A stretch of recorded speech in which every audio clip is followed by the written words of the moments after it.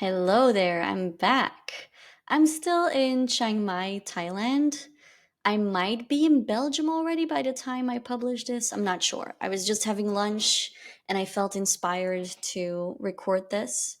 The sidewalks, the streets in Chiang Mai, they confuse me. You can't even walk. There's no space to walk. There's just buildings, motorcycles, cars. So I feel like you need to have a motorcycle because it's way safer than trying to walk. And I was like, I like traveling and then wandering around the streets and be like, oh, look at this little shop. Oh, look at that street. But that's kind of impossible in Thailand, but still beautiful in its very own way. I know that my friends in Peru, they said, "Oh, Maya, if you know Cusco and you know Latin America, you'll be fine in Asia." And it's true because honestly, Latin America prepared me very well for Asia and even a bit too well because I'm very careful with my stuff and a little bit paranoid about it. And I remember in Australia a couple weeks ago, I didn't have the key to lock up the villa where we were staying, and everyone was like, "Oh, it's fine, just nobody locks their doors here." And I'm like, "What?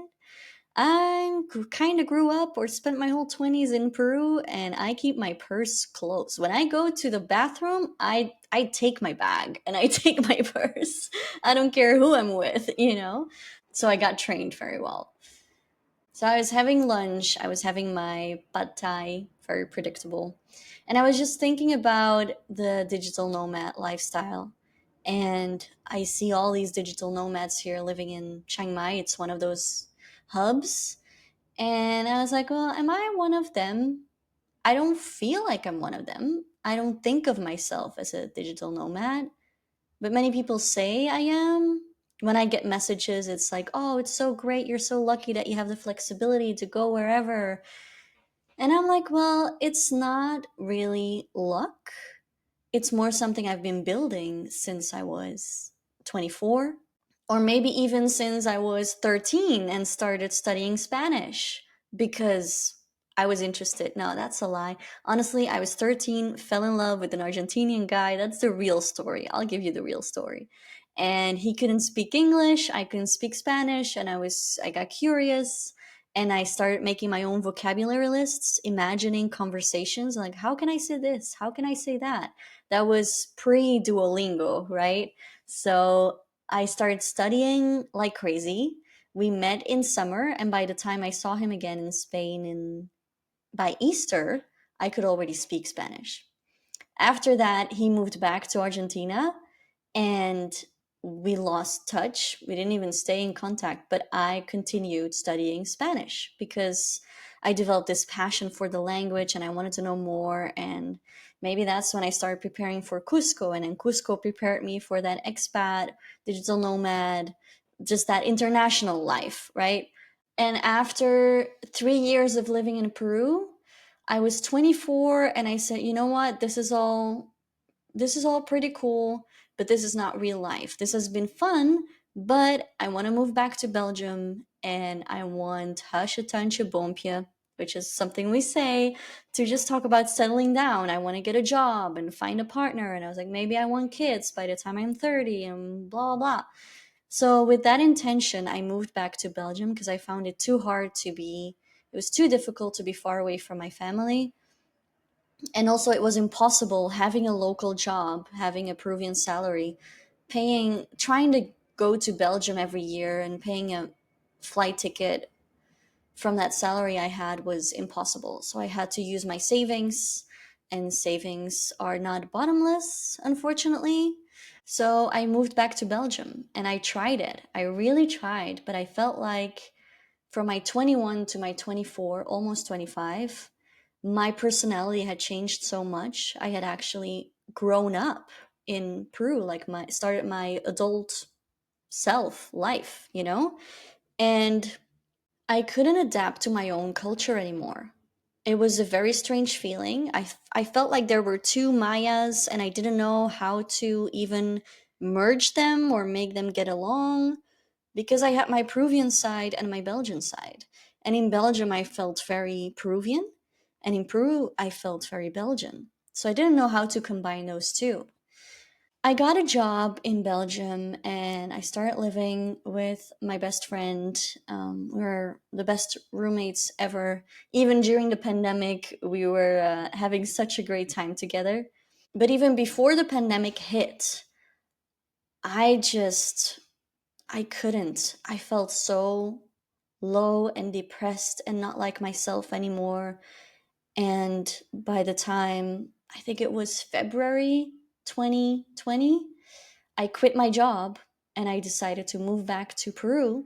But the pandemic hit. So suddenly I had no job, I had no flights to Peru, and I just kept waiting. I moved back to my parents' house because I had no income anymore, and I kept waiting for a flight to Peru. What made me feel like I could do it again, I could move back to Peru again?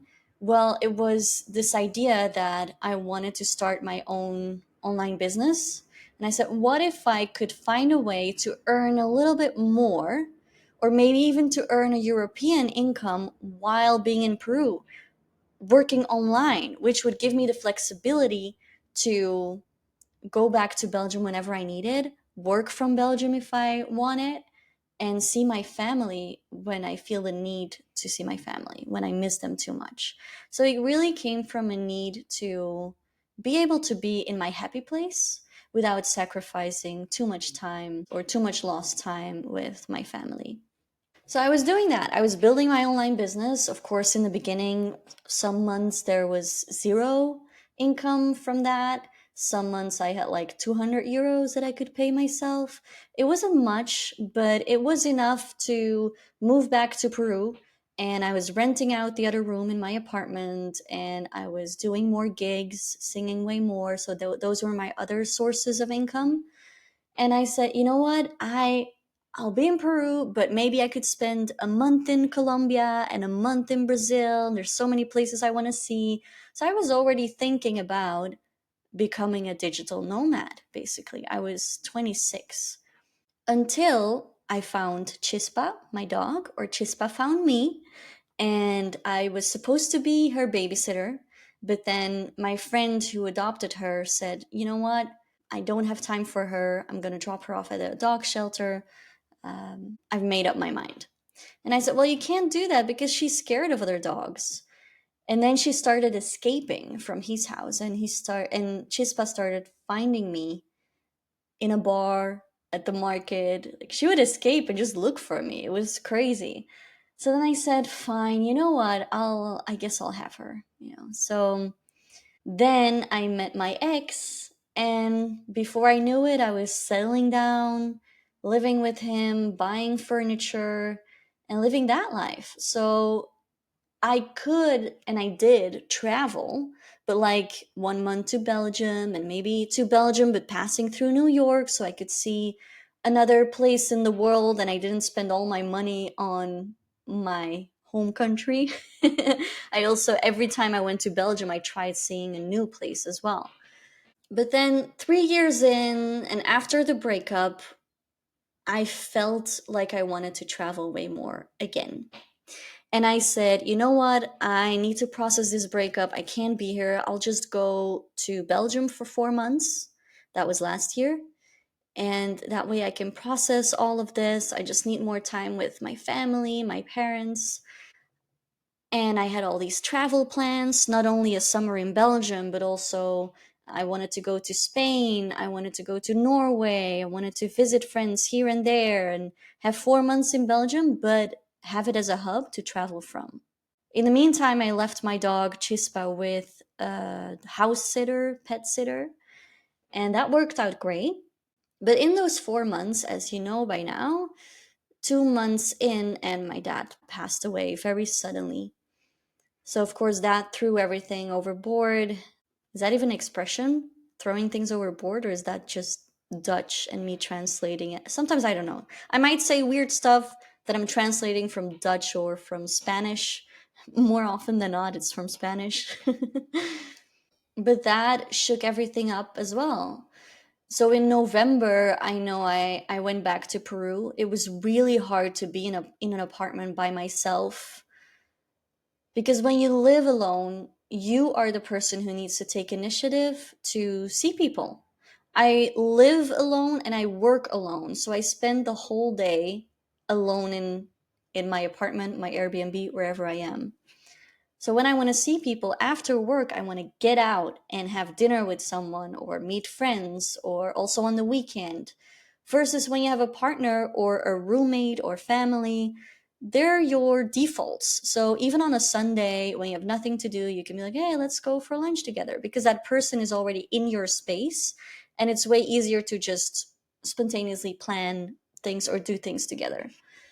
And that was very difficult in grief. It was too hard to think about who do I know? Where do I like to go? What time? Like all the coordinating and the remembering, my brain just didn't work. And they call it grief brain, right? So my brain was focused on surviving and I could not focus on. I literally made this massive piece of paper that I put on my wall that had three columns or four. One of them was the people that bring me joy, the places I love to go, like even just favorite coffee shops or restaurants or bars. And when I need excitement, these are my passions and my hobbies. This is what I love doing because I just didn't remember who I was. Um, Grief does crazy stuff to your brain. Even now, when I'm remembering that, I'm like, man, now it's still hard, but now at least I am able to reach out to people and to organize my social life. And I wasn't able to do that at all back then in November. So then December, I was in Belgium again because I didn't want to leave yet another empty chair for Christmas. And so I left Chispa with my best friend, with Piero, and he took great care of her, but she was really suffering because me being gone for 4 months and then being back for a month and then gone again, that was just too much for her nervous system. So when I got back in January, I could really feel the difference in her. And I felt very depressed. In February, I was like, you know what? I can't do grief here, this far away from my family. So that's when, you know the story. I sold all my stuff and I decided to take Chispa with me and just centralize everything in Belgium and then figure it out. Another reason why I also went to Belgium is I said, you know what, it could be a good hub for me to, that could become my base so I can travel to Spain. I can travel to Asia. I can see the other side of the world. So I got this hunger for life and I wanted to see more of the world. And I said, you know what, finally I'm in this position. I have no partner. I have no apartment. I have the income. I finally reached my goal. I'm okay when I'm in Belgium. It's not that I can only survive with my income in Peru. I'm actually okay when I'm in a more expensive country. And Chispa is keeping my grandparents company and they're enjoying it so much. So, perfect setup. That's what I thought. And then, of course, like I mentioned in my previous episode, Chispa was really traumatized by the flight, grief, all the changes, thinking, what the fuck did I do? Why did I have to sell my stuff? I should have done this differently. But what remained was that desire to travel the world, to be a digital nomad, to be able to do 1 month here, 2 months there, and just flow with it. And I think this trip to Asia and Australia was, even though it's just a 5 week trip, and even though the pace was way too fast, of like 1 week in every place while you're working, that's madness. But I did it. I enjoyed it. It gave me those first tidbits of inspiration, and it gave me a preview of that digital nomad life. And I still feel like that is who I am and what I want. And the moment I arrived in Chiang Mai, so I know this is confusing, but I started my trip in Chiang Mai and I'm ending my trip full circle in Chiang Mai as well. So that must have been then 5 weeks ago. I arrived in Chiang Mai and I was immediately inspired by seeing like an Asian version of Latin America. Like, really, it's the same chaos, but in a different language, and like it's very similar and different at the same time. So that was very satisfying to my curious brain. And I got so inspired by one way tickets. Let me explain. My first Saturday here, I went to a salsa party because that's when I travel. I love going to language exchanges or meetups or pub quizzes or salsa social dancing because that's really a great way to meet people. And you can easily go there by yourself versus if you just go alone to a bar, it's a bit awkward to start interacting with someone.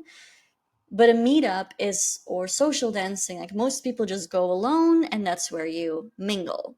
So I went to a social dancing and this Canadian guy immediately started talking to me and he was there with his Spanish roommate. And not only them, but also other people that I've met, I suddenly heard about one-way tickets. I mean, I know they exist, but I've always been the person who'd buy two-way tickets, who always had my plan of I will travel to that place from that date to that date. And also it's cheaper to buy a two-way ticket often. And so even with Peru and Belgium, I always knew kind of when I was going back to Belgium because it was always a two-way thing. But the Spanish guy, for example, he lived in Sydney and now he moved to Chiang Mai. He's just giving it a chance for a year and then who knows what he wants to do next. No plan. The Canadian guy, he lives in Medellin and somewhere else, but right now he's in Chiang Mai. He wanted to give it a shot and he decided that he doesn't like it that much. He's staying a couple months and then he's going back to Medellin. So they're all just going from place to place, booking an Airbnb for a month or something, or a couple months, and then they cancel, they buy a one-way ticket flight like 1 month in advance or less. And here I was having my whole trip planned out, and I kind of regretted it to have even so this is now I left in October and in August I was buying my flights and my accommodation and I thought I was late because it was only 2 months in advance and I thought I was late for all those things. But I planned it out exactly like those flights, that accommodation, then the next place and the next, and I had the whole trip planned out. And then I had a Peruvian friend who said, "Oh, but I thought why are you planning so much? Why don't you just go and see?" And I was like, "What do you mean go and see? Like I have to because I need to know when I'm going to be there and I need to find a good accommodation and the flights are cheaper and otherwise it gets more expensive." And but now I see that what I did, how I planned my year kind of from June to June was not the right way of doing it. What I should have done, it's always a should have.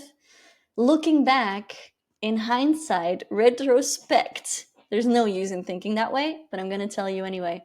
My idea was to go to Belgium end of June, be in Belgium July and August, and I even planned a cat sit in Brussels both in July and August, which hindsight was also a bad idea because Chispa was suffering and she needed me, and suddenly I was in this apartment in Brussels taking care of a cat while my own baby needed my care. So I planned it months in advance instead of saying, okay, we'll just arrive to Belgium and we'll see how I feel and how she feels.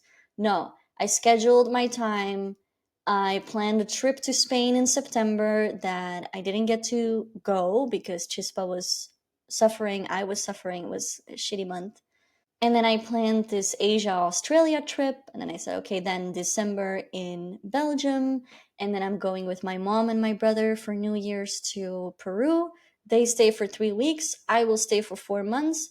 End of April, I'll go back to Belgium, spend my birthday and Mother's Day in Belgium, and then we'll see. So that was my plan. But you see how I already scheduled June to April, May of the next year. So kind of like a year plan. And that didn't work. It's how I've always done things, like kind of just visualize at least a year. But now I had this meeting with a lawyer, and apparently I could get my permanent residency in Peru, but I need to stay there for 6 months from end of December until July and then do the paperwork, so probably until September. So, but I had already promised my friends in Belgium and my mom that I would be there for my birthday and Mother's Day. And I'm like, shit, why do I promise people things? I should just tell everyone and myself that I don't know where I'm going to be at any given time and have that flexibility to change plans. And I remember now as well why I started planning this way. Because years ago, I mean, I was way younger. I'm 31 right now. I was, I guess, 22, 23 when it was really hard to be far away from my parents and my family in Belgium. It's always hard, but it was, I guess, harder when I was younger.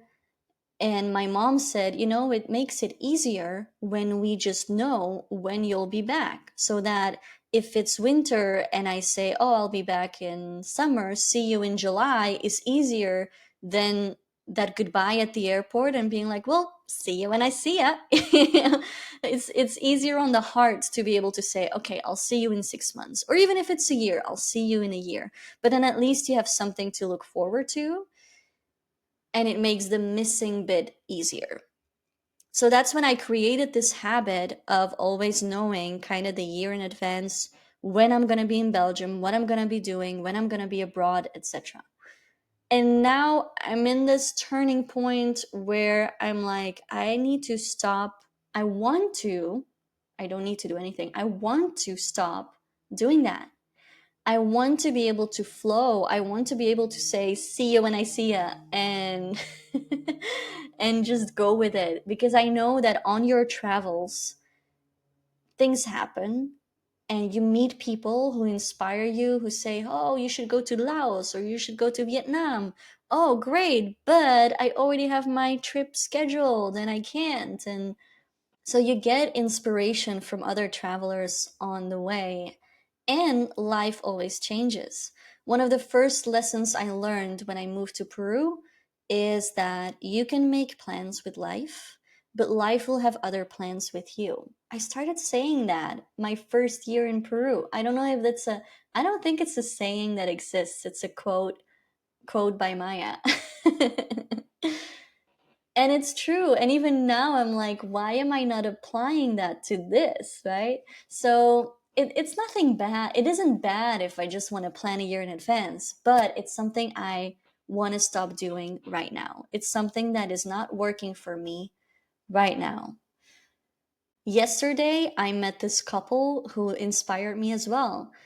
It was very weird how the synchronicity of our journeys, like we're in a very similar place, because they're traveling for a year and a half. They're doing 1 month here, 2 months there, 1 month there.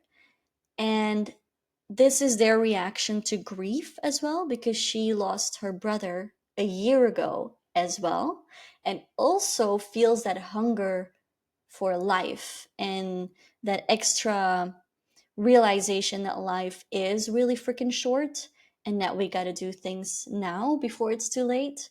And that made them decide to leave their dog. They have a dog that they left with their uncle to be able to travel. And we were talking about the struggle of doing that and how difficult it is, and the dilemma of like, should I just stay in an apartment with my dog and not do what I want to do with my life because my dog needs me or needs stability? What if you leave your dog with someone where they can have a stable life and a routine? Not with you because you're traveling, but at least they're in a good place. But then again, they're not with you. It's not the same. You're their number one, blah, blah, blah. So it's a very difficult issue that I feel I cannot talk about with people who don't get it. And I think people who have pets are the ones who get it. But then even, I think travelers with pets get it, because even when I talk to people with pets, even a friend in Belgium who knows me really well and said, oh, I don't know anyone who just drops off their dog at their family members. Like, that's not a thing you do because they need to stay with you. And I was like, that hurts, you know? What did I do? I'm a bad mom. Um, so people who love to travel, they understand the struggle of, should I just spend 6 more years in an apartment in Belgium before I start traveling because I don't want to miss her or I want to live with her, or what do I do? It was very inspiring to be able to talk a bit back and forth. And they're also thinking about after this year and a half, they might travel more. They might keep it as a lifestyle. But then they're also wondering what to do with their dogs. I really want to vote for a world where dogs are just able to travel with you on the plane, just at your feet or even on the seat next to you. That should, I hope someday that would just be possible worldwide because they make it so difficult and it breaks my heart. It really does. But yeah, meeting these digital nomads who are planning less than a month in advance and just see what comes their way and live out of that one suitcase. I'm buying way too many souvenirs in Thailand and Australia to do that right now. But in my defense, it's also I'm also buying a lot of Christmas gifts for my family because I want them to get little gifts from Thailand and Australia. I do hope they're not listening to this because I think my mom knows, but the others don't know. Well, anyway, I do want to be able to just be in a country, just experience that. Maybe it's just for a year, or maybe I do it for 5 years, or maybe I'll do it forever. It doesn't matter for how long, but just to be able to be in a country and be like, okay, where do I go next? I have this Airbnb for a month and maybe things flow really nicely in that country. Maybe I don't like it that much. And then I move. And it's a really nice way to keep working, keep having your daily life and your rhythm while exploring the world. It would also make me feel free to see my family whenever I need to because being in Cusco was it made it more difficult to see my family because I really needed to plan it in advance. I really did. I needed to take care of, my apartment, who's going to take care of Chispa, by the flight, and just coordinate the whole thing of me being gone. While now, if I travel, I can just like, oh, I really miss my family right now. Let me just, after this, instead of going to a new country, let me go home for a bit. And when I'm home and I get sick of being in Belgium or I'm too disoriented in my own culture, I can move again. Or if I miss my daily life in Cusco, I can just go to Cusco and see how many months I need there. And Cusco is really the place where my nervous system is at home. It's the place where my daily life, my social life, and the music, my passion for singing, they're all three of those things are 100% aligned with the way I want those aspects of my life to be, that daily life, social life, and music. And sometimes I'm like, oh, but maybe I could have just created that in like anywhere in the world. But then I'm traveling and I'm like, no, there's really something special about my connection with Cusco. And it's not because it's the first place where I ended up and I don't know better, but it really was and is the place where I was supposed to end up, I feel. So, to wrap this one up, how long are we? Oh, 30 minutes. Every time I think I'm going to do a 15-minute episode, time flies when you're having fun. So, I don't know. I don't feel like I'm there yet with a digital nomad life. I don't feel like I'm a digital nomad yet. Today I was thinking maybe this podcast should have called the grieving nomad or something, or the singing nomad, or the whatever. Um, but I really feel I'm in a transition phase. And who knows where I'll end up. But I want to give myself that permission to change my mind. There's a beautiful thing, a Belgian friend, she's a therapist, and of course, she says these genius things. She said it a month, 2 months ago. She's like, we all have permission to change our minds at any time, and it made me feel much better about this panic in my head of what did I do? I sold my stuff in my apartment and I moved to Belgium and my life's a mess, and I just want to rewind this tape and be in my apartment with Chispa in Cusco again and travel from there, you know? But she was like, you know what, we were all allowed to try something, make a change, and then figure out it's not working and then change it up again. Because, and that's my tidbit that I want to add to that, everything is temporary. Change is the only constant, right? and life can be over in a heartbeat, literally. So, I want to close off this episode with a saying that I've known since I was volunteering for YFU, an exchange student organization. And they had this Christmas postcard that had a quote on it from Winnie the Pooh. And it's a quote that I've had in my mind, in my heart, in my soul ever since. And it says, "How lucky I am to have something that makes saying goodbye so hard." And I love that. Because for me, the people I meet everywhere, they are my heart and my soul. They shape the experience. They are what makes it hurt to leave. And I wrote this thing in the little booklet that I have. This one's from Australia. I had one in Peru as well, where it's this notebook where I make everyone, or I ask people I care about to write something in it, a little message to me, a drawing, anything. And it was so lovely to have that with all my friends from Peru in it. And it's also, this is a coincidence, but it's also an inspiration from the YFU times when I was working with these exchange students. Because what YFU did was give each student a little notebook so that all the people they meet in their exchange year can write something to them. And I had a little notebook too as a volunteer. So all these students would write in it, and I still have them somewhere. And this year, I remembered and I bought a little notebook in Peru, and I had everyone write in it. And it was so beautiful. It's so beautiful to have that right now. And so I bought a new one so that people on my travels, but also, I don't know, anyone, people in Belgium as well, wherever I am, I can ask them to write a little something. And that way I'll always have it with me. And on the first page, I wrote something that I just suddenly feel like reading on here. It says, "What makes a place feel like home are the people who are in it. What makes a place memorable are the stories these people share.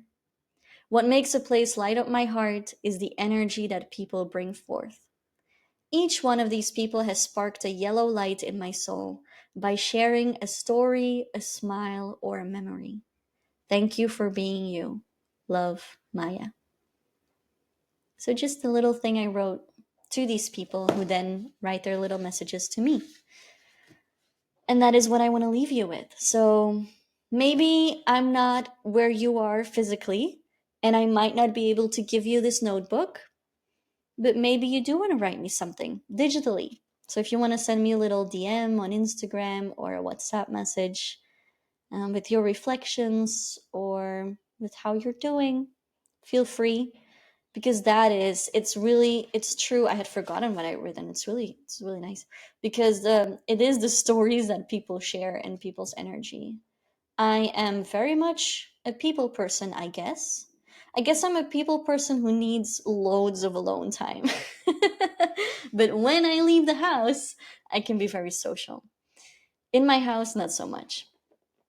um so yeah, if you want to send me a little message, I'd love to hear from you, hear what you think, your thoughts, your reflections, or just how you're doing. And thank you for being here with me on this one. And also, if there's a topic you want to hear more about, let me know. Let me know. Maybe I touch on something and I mention something and it's way too short and you want to hear more.